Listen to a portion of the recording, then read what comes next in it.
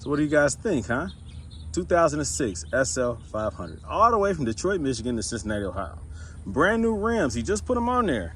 Just put them on there right before he shipped it to me.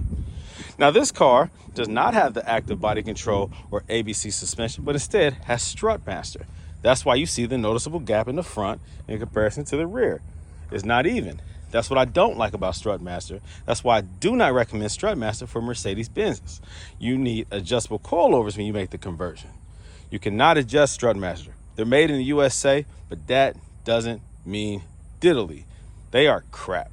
They are not good for a Mercedes. You need adjustability and adaptability for your Mercedes. So Silver's Neomax adjustable coilovers is the way to go.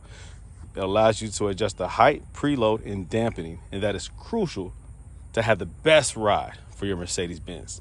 So he shipped it all the way from Detroit, Michigan to Cincinnati, Ohio, and I'm ripping out the Strutmaster, and I'm installing Silver's Neomax adjustable coilovers. Nice rims, huh? Just bought them right before it got delivered. And also we're gonna do a new grill on here. He bought a grill. I haven't opened up the box to see what grill he bought, but I will install that as well. This will be a very nice car. It already looks good, but then it's gonna ride good once I'm finished with it. So looking forward to this one, guys. More to come. Stay tuned.